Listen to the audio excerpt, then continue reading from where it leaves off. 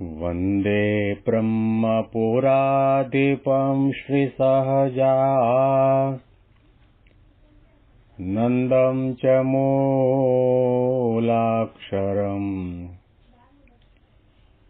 श्रेयस्कारणसद्गुणैकनिलयम् श्रीप्रागजिह्वावत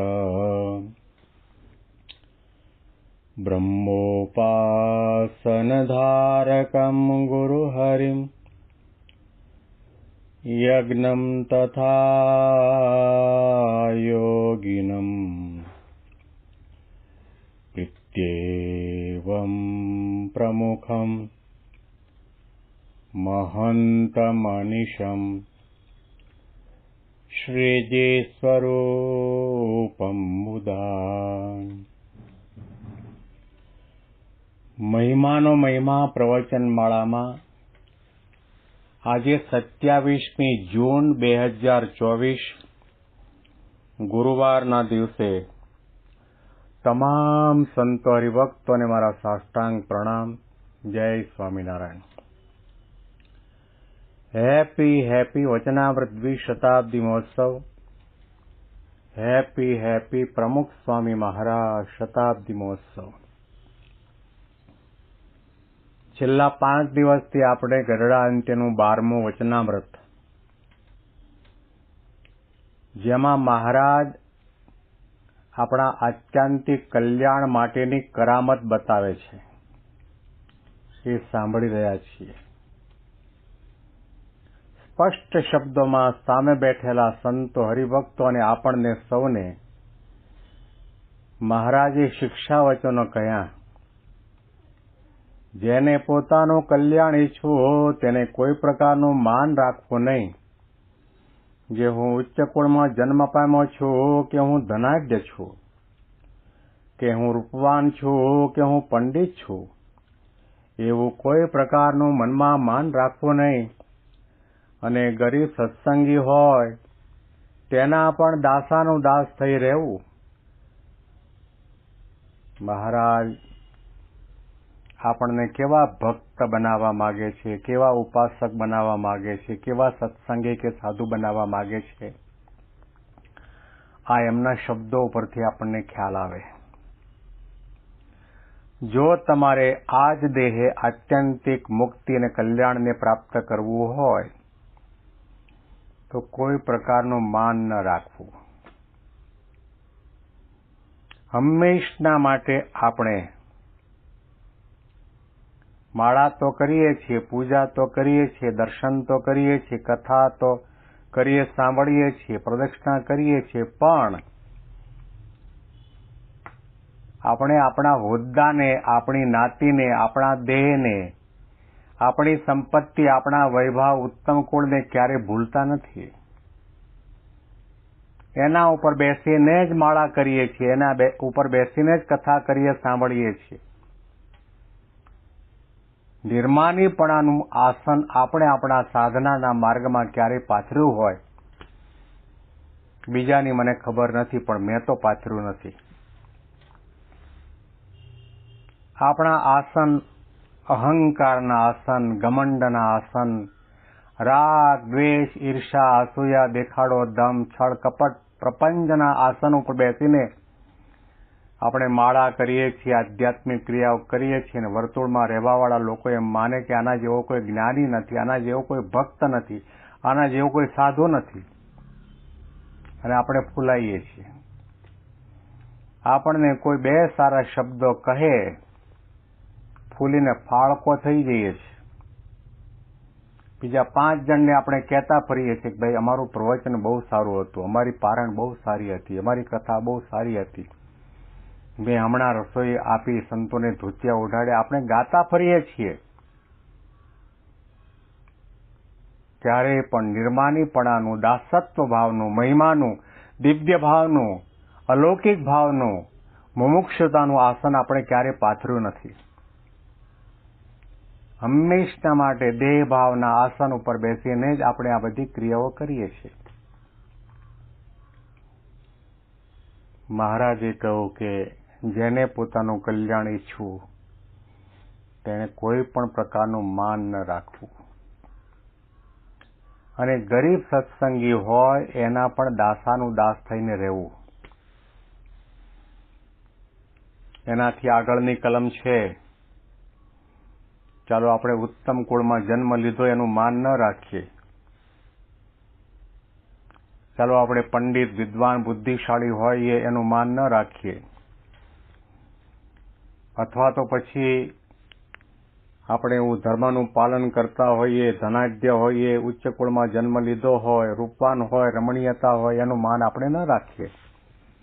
પણ બીજી કલમ તો મહારાજે એવી ભારેખમ મૂકી છે કે ગરીબ સત્સંગી હોય તેના પણ દાસના દાસ થઈને રહેવું.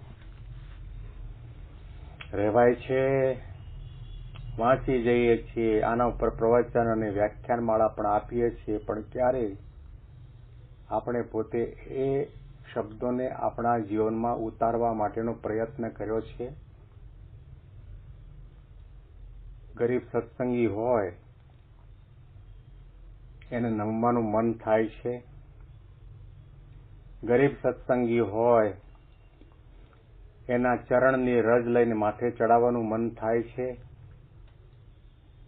ગરીબ સત્સંગીને માન, આદર, સન્માન આપવાનું મન થાય છે.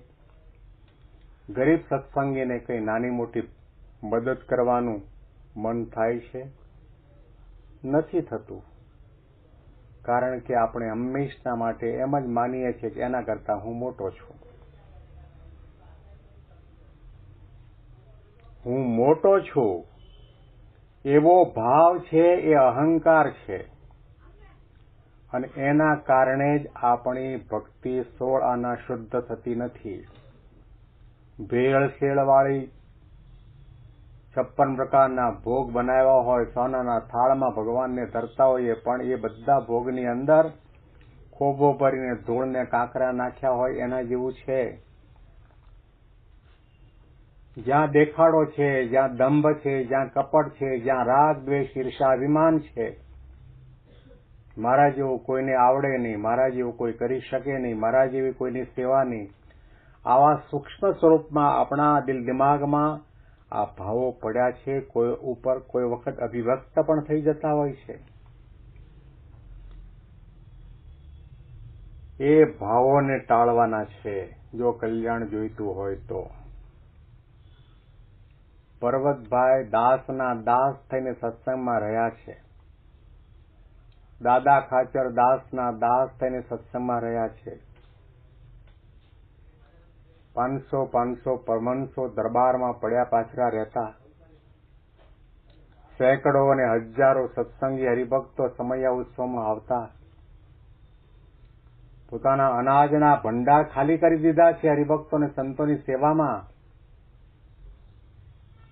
સૌને જમાડ્યા પછી પોતે જમ્યા છે. દરેકનો મહિમા સમજતા હતા.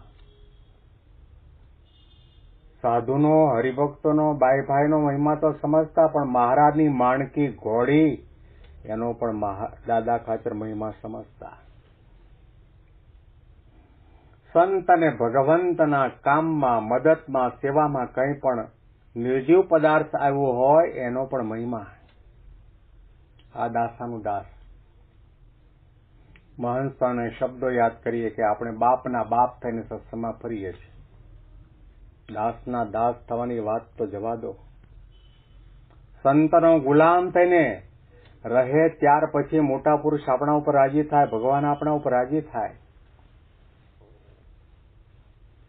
આ શબ્દો વાંચવાની, ધારવાની, વિચારવાની, જીવનમાં એપ્લાય કરવાની જરૂર છે. સંકલ્પ કરીએ કે મારે માન ટાળવું છે, દાસ ભાવે વર્તવું છે. એટલા માટે તો મહંત સ્વામી મહારાજે મંત્ર આપ્યો, અક્ષરમ અહમ પુરુષોત્તમ દાસોસ્મી. હું અક્ષર છું અને પરબ્રહ્મ પુરુષોત્તમ નારાયણનો દાસ છું. પુરુષોત્તમ નારાયણનો દાસ એટલે એમનું ભજન કરવા વાળા જેટલા સંતો હરિભક્તો છે એના દાસ થવાય, એનો મહિમા સમજાય, ત્યાર પછી આપણું જીવાત્માનું કલ્યાણ થાય છે.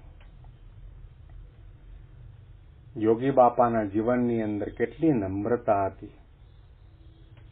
એમના જીવનના જૂના જૂના પ્રસંગો વાંચીએ, સાંભળીએ ત્યારે ખ્યાલ આવે કે યોગી બાપા શાસ્ત્રીજી મહારાજને દંડવત કરતા બરાબર છે, કારણ કે પોતાના ગુરુ હતા. ઠાકોરજીને દંડવત પ્રણામ કરતા એ પણ માની શકાય, કારણ કે પોતાના ઈષ્ટદેવ હતા.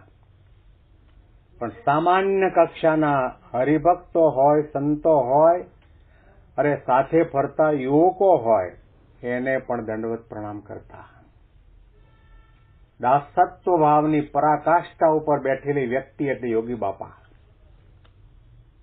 મેં મારી નજર સામે એવા હરિભક્તોને દર્શન કરતા, દંડવત કરતા બાપાને જોયા છે.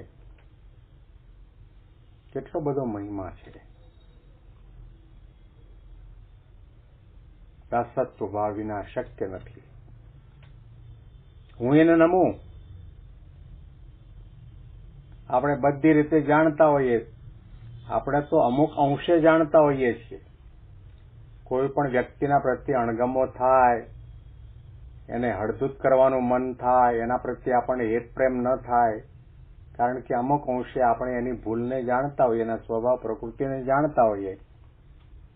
જ્યારે યોગીજી મહારાજ, પ્રમુખ સ્વામી અને મહંત સ્વામી મહારાજ અનંત કોટી બ્રહ્માંડના, અનંત કોટી જીવાત્માના, અનંત કોટી જન્મના, અનંત કોટી કર્મને, પુણ્યને, પાપને એક કાલાવચ્છિન્ન, એક ક્ષણાવચ્છિન્ન જાણે છે, તેમ છતાં પણ એને દંડવત કરે, એને શરણમાં લે, એને સત્સંગની વાતો કરે, કારણ કે એનામાં અહંકાર છે જ નહીં. નમ્રતાનું મૂર્તિમાન સ્વરૂપ એટલે ગુણાતી સંતો. સદગુરુ સંતોને જુઓ, ક્યારેય વાણીમાં અહંકાર નથી આવ્યો.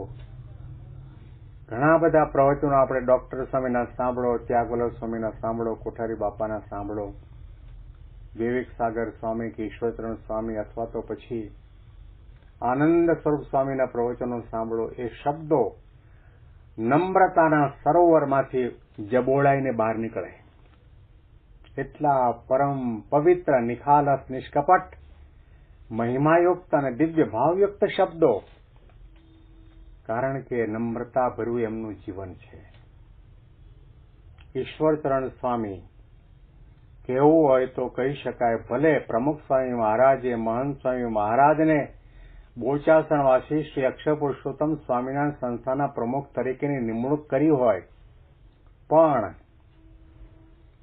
સમગ્ર દેશ વિદેશમાં બોચાસણવાસી અક્ષર પુરુષોત્તમ સ્વામિનારાયણ સંસ્થા પથરાયેલી છે. બધા જ વિભાગનું કાર્ય એ પડદા પાછળ રહીને કરે છે. મંદિર નિર્માણનું કાર્ય હોય, સત્સંગ પ્રવૃત્તિનું કાર્ય હોય, સંતોને તાલીમ આપવાનું કાર્ય હોય, સંતોને આગળ લેવાનું કાર્ય હોય, સંતોને ભણાવવાનું કાર્ય હોય, સંગીતનું કાર્ય હોય, મૂર્તિઓનું કાર્ય હોય, અક્ષરધામ સુરતમાં બનવાનું છે એનું કાર્ય હોય. આ બધા કાર્યોની અંદર એમની હાથ નીચે કાર્ય થાય છે, છતાં પણ પોતે પડદા પાછળ રહે છે, જાણે કંઈ કરતા જ નથી. દાસત્વ ભાવ. કેવું હોય તો કહી શકાય કે પ્રમુખ, સંસ્થાના પ્રમુખ જે કાર્ય કરે એ કાર્ય ઈશ્વરચરણ સ્વામીના નેજા હેઠળ થાય છે, તેમ છતાં પણ કેટલો દાસત્વ ભાવ.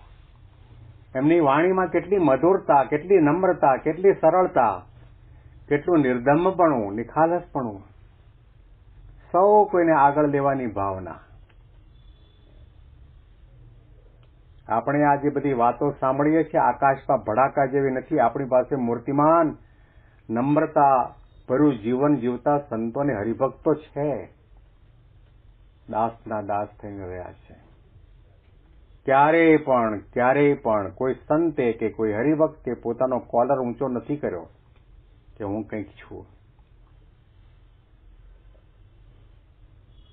એક સંત છે, બ્રહ્માંડો લઈને ઉડે તેવા સમર્થ, શક્તિશાળી છે, પણ આ તમામ સદગુરુ સંતો મહંત સ્વામી મહારાજની આગળ હાથ જોડીને ઉભા રહે છે.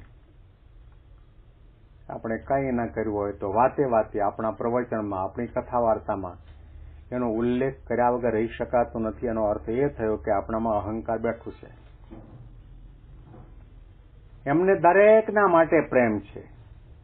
નાનો બાળક હોય, યુવાન હોય, વૃદ્ધ હોય, ગામડાનો હોય, ઝૂંપડામાં રહેતો હોય, ભણેલો હોય, અભણ હોય, દરેકને આદર આપે છે, કારણ કે એમનામાં નમ્રતા છે. અને આપણે પણ આદર આપીએ. મહંત સ્વામી થોડા વર્ષો પહેલા બેંગ્લોરમાં પધાર્યા ત્યારે વાત કરેલી કે આપણને અમુક હરિભક્તો ગમે ને અમુક ન ગમે, કારણ કે એ આપણી વાહ વાહ કરે છે, આપણી હામાં હા બોલે છે, આપણે કહીએ એમ કરે છે, એટલા માટે એ ગમે. પણ કોઈ આપણી ભૂલ બતાવે, કોઈ સલાહ સૂચન સંસ્થાને લાભદાયક હોય એવું કહે તે પણ એમને ગમતું નથી, એટલા માટે એવા હરિભક્તો આપણને ન ગમે. મહંત સ્વામી મહારાજે એ પણ વાત કરી કે તમે બેંગ્લોરના હરિભક્તો છો એટલે તમને સિકંદરાબાદના હરિભક્તો ગમે, મદ્રાસના હરિભક્તો ગમે, મુંબઈના હરિભક્તો ગમે, પણ બેંગ્લોરના હરિભક્તો ન ગમે. એનું કારણ મહિમાની દ્રષ્ટિનો અભાવ છે. આપણને મુમુક્ષુતા જાગી નથી. મહારાજના રસ રૂચિ અભિપ્રાય આપણે સમજ્યા નથી કે મહારાજ આપણને કેવા ભક્ત કે સત્સંગી બનાવવા માંગે છે. આ શબ્દોને હંમેશના માટે ધારવાની, વિચારવાની જરૂર છે કે કોઈ પણ પ્રકારનું માન રાખવું નહીં. આના અનુસંધાનમાં વિશેષ વાતો આપણે આવતીકાલના પ્રવચનમાં આ જ વચનામૃતના માધ્યમથી સાંભળીશું. તમામ સંતો હરિભક્તોને મારા સાષ્ટાંગ પ્રણામ. જય સ્વામિનારાયણ.